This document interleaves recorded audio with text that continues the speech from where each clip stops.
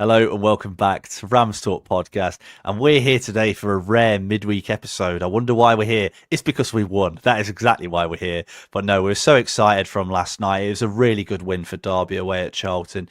A place which wasn't always a good place for us to go in the past, but in recent years we seem to have got a little bit better at the Valley. But a really good result for Derby. Back-to-back wins for Derby away from home. Can they follow it up this Friday? I'm sure we'll talk about it at some point. So joining me today, firstly, a man who appears to have the sun behind him. It's Ivan Little. How you doing, mate? Yeah, I'm good, mate. Yeah, I'm glad it's there because it's warming me up from a very cold night last night. So that's been really helpful today. Yeah, you can tell when anyone that doesn't live around Derby goes to a game because they talk about it Jamie does this. Jamie loves to touch on it. He's like, "Yeah, man, it was so cold. It was so wet." No, I love it, mate. I love it. And we've also got Ivan's body double, Callum Boocock. How you doing, mate? I'm good. Yeah, but I'm the HD version, so high definition. So yeah, no, I'm good. It's good to be back on. It's been a while. Yeah, I was going to say it has been a while. It has been a while. I think it's the first time the new camera's had a run out. Yeah, probably. If I'm honest. So where do we start? Where do we start from last night? It was an up and down game for Derby, I think, to say the least. But let's talk about the starting 11, Ivan, to kick us off. A fair few changes from the weekend. I don't think anyone was too surprised that we rotated a little bit. I think we had a lot of players coming back from injury that had sort of got minutes at the weekend that maybe needed a bit of a rest because, you know, Travis had been out 11 weeks. Playing him back-to-back starts might be a little bit too soon for him, but the team was rotated. Ivan, did you feel confident before kickoff?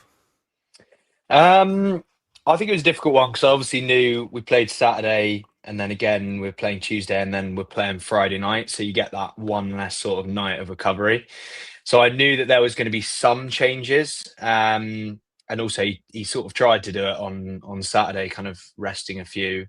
And then obviously Danny Bath gets injured in the warm-up and everything sort of changed around. But yeah, I think I saw a few on Twitter saying before the game that they would have taken a draw before Tuesday night game. Charlton, they're tough to. They weren't the easiest to break down, I'd say, but it's never that easy going to London. We don't usually get a great result down there, so yeah, I wasn't filled with confidence before the game, but I think we've got enough players in there to show the quality. And when Ozo's playing, I just think we're so much different. And I was surprised Travis wasn't playing. I know he's been out injured, but I think playing someone like Ozo as much as possible is always going to be good. And we saw the benefits of that last night. So yeah, I was really happy with that. And I'm glad we clung on to the 3 points and with the last sort of 25 minutes. So very happy with that. Yeah, I'm sure you're not the only one, and we'll get onto the midfield and the dynamics of that later on. But Cal, we had the team news, and then we had more team news. Jakob Zetterstrom went out for the warm-up. He travelled up on his own. He's not been very well, apparently, the last couple of days. Apparently, you could see when he was warming up that he just didn't look quite right and ended up going down the tunnel. And I can't remember who it was, said he looked white as a sheet as he walked down. Hopefully, he's all right. But that opened up a very unlikely opportunity for who is now a Derby hero in Richard O'Donnell. Obviously, we got the news. The reaction was not great. Let's put it that way. I think there was quite a lot of concern. Obviously, I think the last time Richard O'Donnell played for Derby's first team was Walsall in pre-season, maybe. I think he got a few minutes at Burton as well. So he'd not played in a Derby shirt for quite a while, but he did himself proud, didn't he? He did. I mean, yeah, we don't know the extent of Zetterstrom's illness. I think when you see pre-game a player go down the tunnel in the warm-up, you are fearing the worst, and it's at least it's come out that he was ill and not like he's actually like a long-term injury to his like hands or something that's going to put him out for a while. But I think that it was obviously not reported pre-game, so when you're probably in the stands, you guys at the game, Ivan at the game, you're probably worried, like going, "Oh God, like my number one goalkeeper's just gone off in the warm-up. What more can go wrong?" But O'Donnell stepped up and was a sure man within the sticks, and I think that's what you need from a backup goalkeeper. Well, third choice backup goalkeeper with Vickers out. So I mean, I wasn't expecting O'Donnell to put in a performance like he did, but I mean, when you look at what we had to go up against and the saves he had to make, which we'll go on to in a little bit, I think he did himself proud. Oh, to be fair, we might as well cover it now, Ivan, because Charlton throughout the game had chances, and Richard O'Donnell really did step up in those moments. I think, obviously, we'll talk about the goal, but he couldn't really do a lot about that. But every other time, he made a really good save from a free kick. I think he had a couple of wobbly moments with Clark and Langas at times where I think they expected him to come out and get the ball, and he didn't. And they were like, "Oh God, better get back, better defend." But apart from that, he seemed quite assured, didn't he? Yeah, I think the first sort of 10 minutes, you could see there was a little bit of that sort of like, whoa, like I've only known that I'm playing for, I don't know, maybe an hour. I'm assuming he would have known that Zetterstrom wasn't, fully at it and there was a chance he was going to play. But you could see that we obviously like to play out the back and do that sort of strange centre-back passes to the goalkeeper in the 6-yard box thing, which is, I assume they know what they're doing, but it seems confusing at times. I know they're trying to invite a bit of pressure to create space, but yeah, you could see the first sort of 2 or 3 kicks he made. It was like, okay, this could be like a long day if they sort of just start peppering him. But I thought they were really poor, and they didn't. Although they had some chances, the only sort of 3 tests that you had were the free kick that Matt Clark gave away after losing the ball in the first half, where he made a good save, and it was, wet and slippery out there. So it was a good save down to his left. The save from the free kick in the second half, and then the goal where he put it, perfectly into the corner, which no keeper was getting there. So yeah, I was pretty happy with him. I thought he didn't have loads to do because I thought they were very poor, but to step up with those chances, I think that was really important. And on another day, with another keeper, you could see drawing 2-2 and letting one of them slip through after not playing in the Championship for 9 years or whatever it is. So, yeah, I'm really happy for him, and he seemed delighted after the game. So it was great, and witnessing a cult hero be born is a great thing. So I'm really happy with that. Yeah, it felt like when Carson played that Champions League game for Man City. Yeah. They've won in the first leg like 7-0 or something ridiculous. Slightly different, but yeah. I think he played a game in the Premier League as well, didn't he? He'd saved a penalty against Newcastle or something along those lines. It felt similar. Third choice keeper getting a run out and doing himself proud. So yeah, he did well, and he did well to get that ball out right at the end as well. That ball into the box, he punched it clear, didn't he? Which was I think very welcome for everyone in the stand and everyone watching at home as well. But let's get onto the start of the game. And Derby, I thought, started quite brightly. I thought we played quite well. We were moving the ball around quite nicely. And it wasn't long before we found the back of the net. It's quite a lot of games in a row. Is it something like 16 games in a row we've scored in now? Something ridiculous like that. And the goal is great. It is genuinely great football. And the ball comes into Adjumang. He's got the composure. He takes a touch, plays a lovely 1-2 with Bobby Clark, which is a link-up that we'll see quite a lot throughout this game. And Adjumang beats his man, cuts onto his left foot, fires a ball over looking for Brereton Diaz. And thankfully, Gillespie decides, don't worry, Ben, it's fine, I'll score, and puts it into the bottom corner. I mean, Callum, it's just great football, isn't it? And when you think of Derby like 3-4 weeks ago, you look at the way we were playing, we'd get 2 chances a game maybe, and it'd either be a counter-attack or a free kick or a corner, basically a set piece, a long throw, whatever. We weren't creating chances. And yet Derby, this last 2 games, has started creating chances, and it's really starting to show. It is. Look, it's I'm not going to say it's a tactical influence, but I mean, going to 4 at the back and having the more offensive players in the positions that they're more naturally in. I think Brereton Diaz, Adjumang in his position, Clark, and obviously Blackett Taylor last night all started brightly, and obviously they're interlinking really well for the goal. I think that Bobby Clark is finding in those little pockets and showing off the class that was picked up by Salzburg from Liverpool. And that's what's putting him on the eyes of and radar of a lot of clubs at the moment. I think when you look at the particular goal itself, Adjumang's touches to get him that little bit of space to put it across the box, and obviously it get turned in by their defender. But I think his feet are underrated. I think people look at him and obviously see maybe his back to goal and some of the touches he does, and it does rebound off him a few times. But when he's got it at his feet and he's going at defenders in tight areas, you can't get the ball off him. And I think Bobby Clark's the same. They're very, very awkward players to play against. And I mean, I'm glad they're on our team and not against us, because they've got two completely different builds of frame, but have got very, very similar feet and have got really good output at the moment. Well, that's it, and that link-up really showed Ivan, obviously later on in the game. But that first goal, I think if Derby play the back five, that goal doesn't happen because Bobby Clark doesn't make that running behind. You know, we don't have... I think we had 5 players in the box for that attack. We'd probably have one, and it'd be Diaz on his own at the back post. You know, it's a big change, isn't it, at the moment? We're starting to throw players forward, and we're starting to look more dangerous.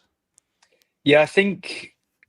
When Eustace first came in, you could see he was almost. We had a lot of problems with the fact that he was forcing this four at the back, and then when we put 5 at the back, it really we started to be better defensively. And then yesterday, it sort of showed the opposite. And I know that Charlton weren't very good, so it's not the best litmus test. But to have I think he always wants to go back to that system because that's the system he knows the best and that he trusts the most. But it's just we've had 3 fantastic centre backs for the entire time, none of which can really be dropped. And then the opportunity arose with Sanderson being out and Bath being out, and so he went back to the 4, which meant for the first time in a while it was one of those games where we didn't have as much possession. And at half time, I was sort of sitting there looking at the stats thinking, how did we not have more possession? And it was just because we were creating so much and the link-up play was so good. And we were going forward with like the amount of sort of tippy-tappy play that we were playing is more than I've seen for a long time. So it felt like we had more of the ball because they weren't really doing anything with what they had. So it's really nice seeing Clark get forward. And like you said, for both goals, maybe Clark for the first one isn't as high up as he is, and for the second one he's certainly not making that run through. So it's really nice to see him get amongst the goals because I think that's what he's best at doing, playing in that sort of number 10 role and stretching defences. But yeah, I think we'll see Eustace trust that back 4 a little bit more, and he's kind of just been waiting for the opportunity where either one of the centre backs messes up, or gets injured, which is Sanderson, and now Clark's out. So I'm not sure if Sanderson's going to be ready to come back in, but I think potentially we might see that back 4 stay, certainly against opposition like that. Yeah, I think it will. I really do think it will. And we talk about chances, and we took that one, but there were some that we certainly didn't take. And I remember I was sat there, I was like, we need to get a second. We have to get a second here because we know what we're like. We will concede at some point, I'm sure, due to some stupidity, which is what happened in the end. But Blackett-Taylor runs through on goal. I think the Charlton player flicks it through for him, takes it through, sitter, either side of the keeper, you score. Square it to Ajimangu saying, please, Corey, please pass to me. Obviously doesn't. And he puts it straight at the keeper. I think he's trying to put it through his legs. It's a really poor finish. He's got to score that, or at least square it and give Ajimang the possibility. And then we had another kind of weird one later on where Brereton Diaz ran down the right. I think the angle was a bit weird for Diaz as well. I think he just tries to prod it past the keeper into the far corner, and it doesn't quite work. Callum, it's annoying, isn't it, that we're missing chances? However, we're now making the chances to miss. Yeah, it's a like catch-22, isn't it? Like at the end of the day, we've gone through some games this season over the winter period, especially where we weren't creating a lot of chances. We weren't utilising the possession, as Ivan was saying, and doing everything that we're seeing now in the last couple of games, especially. And when you look at those chances in particular, we've got players anticipating. Like, I mean, the Corey Blackett-Taylor, we've got 2 players homing in on goal. Yes, it wasn't been put in the net, but you've got 2 players breaking away and are going one-on-one with the goalkeeper. We weren't seeing that before. We also got Brereton Diaz being slipped through by Langas and having like the the whole of the pitch almost seemed to kind of do what he wanted to do. But again, Brereton Diaz seems to have a new lease of life. So the attacking players at the moment, so at least the ones who are starting, are all hedging their bets to being in the starting 11. And look, how long it will last will remain to be seen. But at the moment, we've got to keep plodding on with it. And hopefully, touch wood, we've got 2 wins from 2 away. We need to do it at home now. Yeah, we certainly do. And I mean, how many times in the past have we seen we've got players playing in a system that doesn't suit them, and bang, suddenly the system suits them and they fly out the blocks. Look at that McLaren team under Nigel Clough, where sort of bottom half championship. McLaren comes in, bang, suddenly Chris Martin's hitting 20 goals a season, Johnny Russell's getting 10 goals, 10 assists, and that sort of thing. Sometimes you just need the right manager and the right players around you to enable you to do what you want to do. And before we talk about the second goal, let's talk about that midfield, Ivan, because you mentioned Ozo right at the start of the show. And Derby's midfield of Ozo, Tomo and Bobby Clark, I thought absolutely dominated that first half. Ozo was everywhere. And it shows how sometimes these ratings don't make any sense. He's got a 6.9 there, which is baffling, because every single time that ball dropped in the middle, David Ozo was there. And Bobby Clark was putting the pressure on the holding midfielders. You had Ozo and Thompson sweeping up behind them. And when they picked up the ball, like you said, they could play those nice passes. They could play some intricate plays. And we were playing off Adjumang. We were playing off Blackett-Taylor. We were playing off Diaz. And I think probably what's helped Adjumang a little bit is he's not having to pick up the ball from a 70-yard pass anymore. It actually comes from kind of nearby instead. And so he's getting a pass from 20 yards and he can link up with someone who's nearby. And how good was that midfield, both at the weekend and last night? Yeah, I think it's working really well. And Ozo's one of the players that I've said since he's come last season that he's so important to how any team would play. He doesn't really suit a system or anything. He's just a fantastic player, and he reminds me a lot of obviously not on the same level yet, but when watching Moussa Dembele play, where he's just really hard to get the ball off, and you just know he's always going to be there. He's always ready for a pass. And I actually thought in the first half that he was going to have a trickier time throughout the game because they were kind of sitting on him. Every time we got the ball and we were trying to play out from the back there, I can't remember which player it was, but one of the attacking midfielders was just sat on him and wasn't interested in Tomo at all. And I thought all 3 of them did do a good job. The only thing I think with Tomo is there is elements of him that are quite limited with his game. And I think a lot of the time having Ozo next to him helps massively and lets him kind of concentrate on being an engine and just sort of running around a lot. Not that that's a bad thing, but I knew that was coming. Yeah.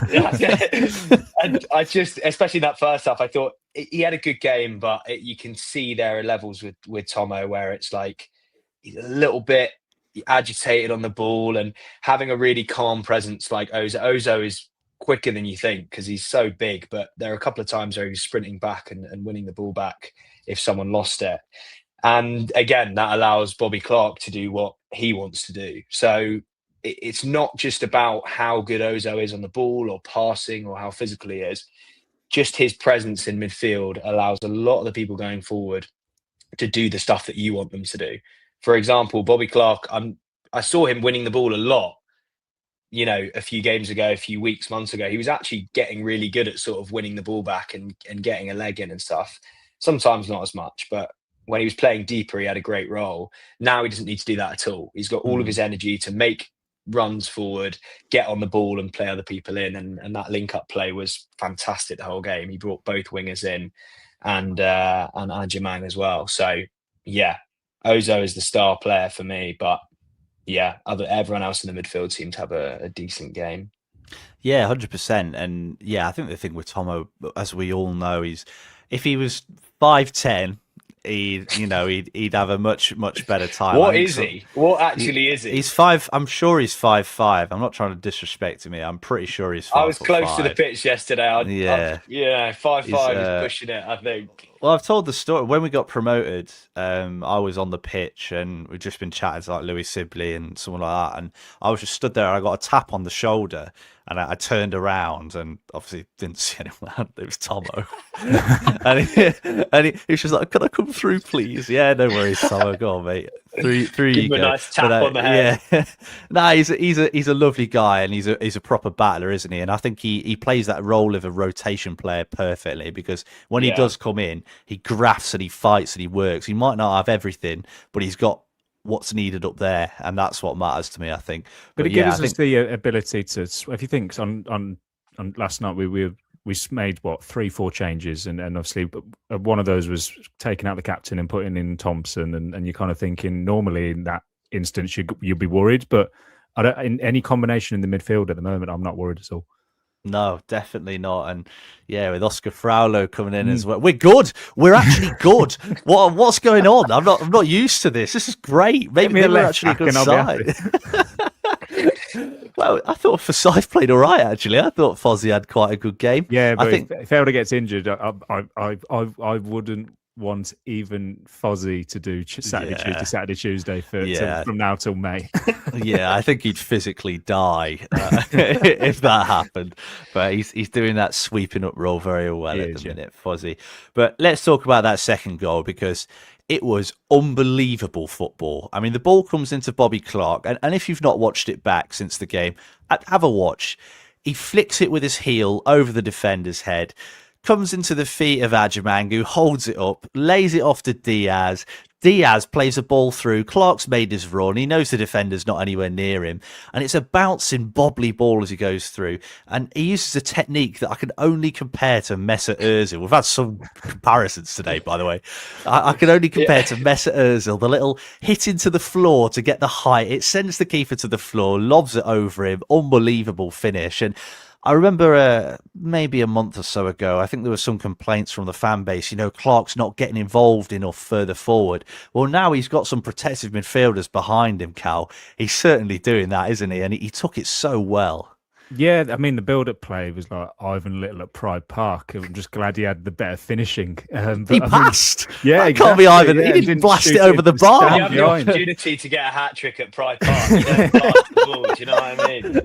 But yeah, no, I mean, look, Bobby Clark's one of those where he came in from on loan, and everyone was just hoping if he can be the player that was being talked about and the price tag that was against his name a few years ago, that we've managed to get a real coup on loan and use the loan spot really, really well. And we're slowly starting to see that. I think we're seeing that more in the last couple of games in that 10 role rather than him being in that deep 8 with the 2, because I think having the 2 players behind him, as Ivan was saying, means that he doesn't have to do the donkey work and then try and, when he's won the ball, create something, but he's like 40, 50 yards further back. Like, he can do it on the edge of the box and interlink with Ajimang, interlink with Brereton Diaz, and obviously then goes through, and you're just hoping in that instance that he hasn't got too much time and overthinks it. And like I say, he puts it straight past the keeper, and it's great because he continues running. And I thought he's going to run into the stands, but I'm glad he just stops and just celebrates in front. But then you can see how far he's made that advancing run, because it took about 5 minutes for everyone else to catch up to celebrate with him. Yeah, that's it. And how long has it been since we had midfielders breaking the lines and running in behind? Oh, God, so Craig Bryson used to do this all the time, and he'd make that third man run in behind, and it's just like, we don't do that. We haven't done that. Even, when we got promoted, we didn't really do that. And having players that do that, it helps you get from back to front so quickly, and it's so good to watch. And on Bobby Clark, what I like as well is, you say, Cal, it's enabled him to get into those positions, having a bit more of a freer role. But what I like is the fact that that if we do need to go back and we do need to dig in, he will. And I really like that about him. I mean, there's a lot of things I like about him. He's quite good at football. That's one of them. But he's just one of those players that, if we can get him on a permanent, him and Ozil on a permanent, Ozil's on a free at the end of the season, get Bobby Clark in, it can't be too much, can it? Salzburg don't want him. So we'll have him. If that happens. Unbelievable. And like we've mentioned already, Fraulo as well, getting in the squad. I thought off the bench he was really impressive again. He's just got that knack of... He's brilliant. Yeah, he just keeps the ball really well, and he's good at running and running with the ball and irritating opposition players, and they're all the best attributes for a midfielder. So yeah, it's good to see. But we do have to talk about one negative, Ivan, and that's their goal. They kind of cut through us quite easily, which was a little bit of a concern down that right hand side. I thought the lad that scored, Campbell, I thought he terrorised Joe Ward for a lot of the game. I think he turned him inside and out a few times, and I think Ward was kind of worried to get too tight to him, because every time he got tight, he got around him. So he ran inside, played a lovely 1-2 with Anderson, and fired it in the bottom corner. I think Brereton Diaz kind of thought about putting his body in there and nudged him a little bit. Maybe should have taken him down and taken the booking possibly. And I think Travis came across and didn't quite get enough on it. Was it a little bit of a concern to see us carved open, or was it just a good goal? I think the big thing with Joe Ward is it's a lot easier defending as a wing back when you have three behind you. And I actually didn't think Langas had the best of games yesterday, to be honest, bearing in mind his usual standards. And I think usually in a back three, Langas can do a lot more cover work, and Joe Ward has a lot more, he's not as like you said, he stepped off the whole game. He was so terrified to sort of step in and get beaten, which was obviously going to happen if Campbell went through. But yeah, like I said, I think Langas just wasn't there as much, which isn't necessarily his fault, because you can't do that as much when you're in a back four, and they were playing two up front, so you kind of have your hands full. You can't really babysit Joe Ward the whole game. But I think he did okay. I think letting him run at you, he's kind of hoping you're going to dive in. Players like that want you to dive in. So I think he did okay. And I think everyone knows the limitations of Joe Ward anyway. He's not the best going back, which he more than makes up for going forward, as we saw. But I'm not too worried about it, to be honest. I think a team like that, who had quite a lot of the ball, they had 69% possession by the end of the game, bearing in mind we had a red and everything. If that's the goal we concede, where he perfectly puts it in the corner off the post, then, that's so be it, really. I don't think they had many chances. Lyndon Dykes and Leeburn didn't really have a sniff all game, which I think is a great signifier of how you've played when two strikers don't really get anything. So, yeah, I'm not worried about it, but I think it's more of the same with Joe Ward, and I don't really think he'll be here at the end of the season anyway. So I think once we get, forgotten his name now, he's been gone so long. Max Johnston, that's the one. Once he comes back, I think it'd be hard to drop Joe Ward by the end of the season. But yeah, I think when you go back to back four, you want someone a little bit more defensively astute. But yeah, not too much for worry. I thought they were fine yesterday. Yeah, definitely. I'm gonna jump in to defend my new friend Sondra Langus as well. I thought he managed.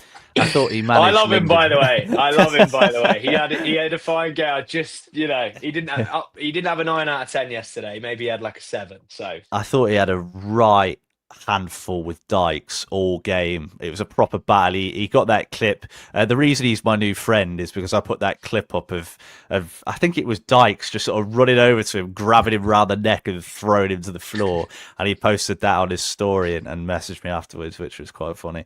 But yeah, I thought he had his hands full with him all game and did quite well. And it's kind of weird, Cal, because we obviously went down to 10 men right near the end, and Matt Clark, I thought, had a really, really good game, apart from 2 very specific moments, which led to his red card. It's so weird.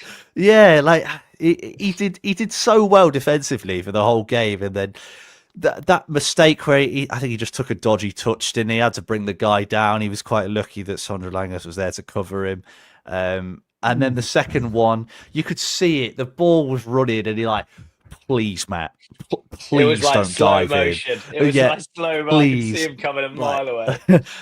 Matt, honestly, you don't need to do it. You don't need to do it. And obviously he did it, and got himself sent off. And you could see he wasn't best pleased with himself when he came off. But Cal, it was disappointing, obviously, to lose Clark in that manner. Obviously, he'll now be he won't be able to play against his old club, West Brom, as well, which was probably playing on his mind a little bit too. Obviously, going into that West Brom game on Friday, who comes in? I think that, well, we're down to bare bones at centre half, which if you said when we got rid of Nelson, you would have thought, you know what, we've got enough plethora at centre half. We don't Three need that. centre backs gone in a week. Yeah. So I think there's only one man to step up, and that's Mr. Craig Forsyth at left-sided centre half. And then you'd have him next to Langas, and you'd probably stick with the back four with Elder and Ward as your right back and left back. I think, yeah, Matt. I think over this season especially, has been very, very odd in some aspects of his game where he just seems to take a little bit too long on the ball. And normally when he was on loan to us in his first stint with us, I never was worried with the ball at his feet. He always seems to find a way out, and with his little Cruyff turns and stuff like that. And he was quite assured at the back on the ball. But this season, he just seems to kind of just dabble on the ball a little bit, and it frustrates Eustace, you can tell, because as soon as from the first yellow card, when he gave the ball away and then kind of just scythed the guy down and prayed that he turned around and saw someone there, and luckily Langas has got some speed. But yeah, Eustace was through a water bottle, I think, in the dugout, and you think, like, it's not the first time I've seen that with Matt Clark, and he always seems to talk to Matt Clark on the sideline at Pride Park. I think, yeah, frustrating. You can see he was frustrated when he walked off. He doesn't do it on purpose. He doesn't do it like maliciously. He's just kind of sometimes just takes a little bit too long. Everything else about his game, I absolutely love. He wins all his headers and all his duels, 90% of his tackles, and then yeah, he just needs to pass that ball a little bit quicker and not dive in so much. I do like the thought of Matt Clark giving the ball away maliciously. Yeah, as you've been out there, I'd love to see that. That'd be good viewing. Yeah, just pass it through on goal. Go on, mate. Off you go. I've had enough. I don't fancy it. I do think there's a little bit of fatigue about it, and I think this break might do him some good. Actually, obviously, yeah. He played every minute this season, pretty much every minute since he came in last season as well. And it's worth keeping in mind that he was out injured for a year. Yeah, and he barely kicked a ball for a year, and then he didn't really get many minutes at Middlesbrough either. So he's not played a lot of football for a couple of years, and now suddenly he's played every single minute of every single game. So maybe a week off will do him some good, and hopefully get something back in those batteries again, and he can keep being the Matt Clark that we know and love. And I've got one final question that I'm going to give to both of you. I'll come to you, Ivan, first. Derby are 2 points off the playoffs. We're second in the away table. We're quite a lot further down the home table. Where are we? We are 20th in the home table with 4 wins, 5 draws, 5 defeats. And away from home, we're second on goal difference with 7 wins, 3 draws, 4 defeats, which is mental. Now we're starting to create a few chances. We might actually be okay at home. Obviously, Friday will be the ultimate test of that. But Ivan, be careful, mate. Be careful. Jake will clip this. No, I won't. I promise. Adam might. Yeah, I won't. The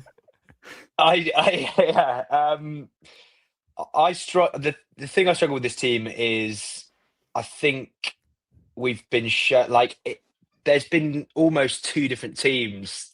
Oh yeah, I'm not going to say yes or no. Well, I will at the end. Yeah, you will. Maybe I will at the end.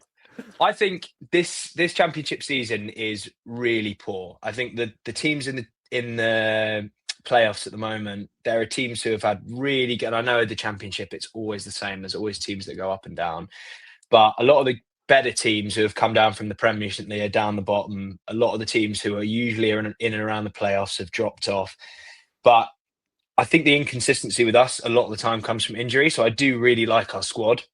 And as I've said before, I think we've got the best manager in the league by a long way.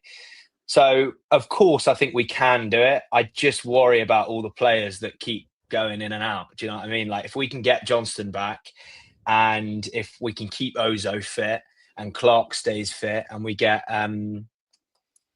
Carlton Morris back, then 100%. I'm not scared of Preston, obviously. I'm not scared of Stoke. I'm not scared of Watford. I'm not scared of Hull. I'm not scared of Borough. And then Ipswich and Coventry, I think, will go on and get promoted pretty early. But yeah, it's quite a lot of ifs for me. That's the only thing. I think the main reason I would if I was betting, I would say no. Is that I'm kind of okay with it. Obviously, I want to get in the playoffs. Obviously, I want to go up. I'm not one of those people that's like, I think we shouldn't go up because it's too early. Like, I'm fine if we go up. That would be very nice. But I just think we're in one of those seasons where we're still adding to the squad. We're still, pushing out a lot of the players who played in League One and didn't play in League One. And we're just slowly fleshing out a squad that is going to be ready for playoffs next season, or possibly even autos, depending on how it goes. And I think that will happen quicker than a lot of people think. But this season, I'm just seeing a lot of inconsistency and a lot of, we won 5 in a row, and then we won like 1 in 5 the last couple of games. So we're going to win on Friday anyway. So that's going to be 3 and 3. And then if we push on from there, then we might be all right. We can't lose to West Brom, so that's already a gimme. We can't, especially with our fantastic home form this year. I just think we're going to be absolutely fine. But I think if I was to bet, no, but we can do it. Of course we can. We have a very solid team. West Brom 23rd in the away table, Derby 20th in the home table. What could go wrong? Match made in heaven. And I got us on Sky, We want everyone to see that. Yeah, absolutely, mate. And Cal, go on, give us your thoughts. I think with the home form, as you mentioned, being so low down as it is, you can't be in the playoffs or in the promotion contention without home form. So unless that improves, I'm going to say no. But I do think we will be within the top 10, which is in line with my prediction at the start of the season. So I will be more than happy to see that. But yeah, I agree with Ivan, though. Injuries have kind of riddled this squad this year.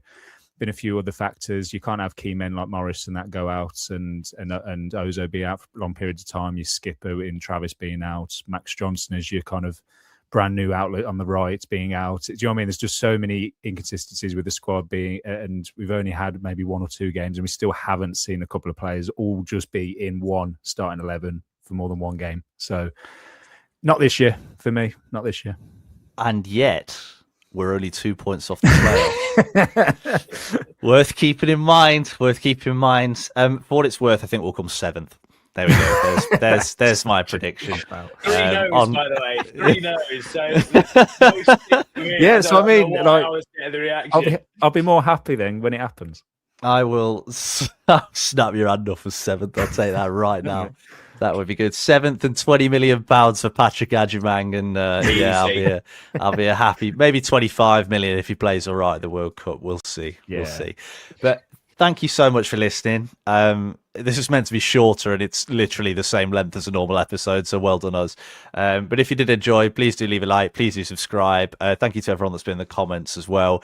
Just let us know what you think. It's always good to see what people think if you're watching back later on as well. So, yeah. It's going all right, isn't it? It's going all right. 2 wins in a row. We've got some Austrians have travelled over for work at the minute, and they were like, if Derby win one of the next 2 games, we'll go watch them on the Friday, and they've won both, and they bought their tickets this morning. So there we go. New fans all over the place supporting Derby just because we can't stop winning. Glory hunters. It's shocking, isn't it? Thank you very much. It's goodbye from me. I'm hoping that Richie O'Donnell is going to fill in at centre-back and we're going to win 3-0. So goodbye from me. Just remember, Ivan said it's an assured win on Friday when it goes potentially wrong. Goodbye from me. I'll be here for Richard O'Donnell's 97th minute equaliser. What a player. It's going to happen. Get your bets on. Get your bets on that specific minute as well. That's the one. So thank you so much for listening. I hope you enjoyed.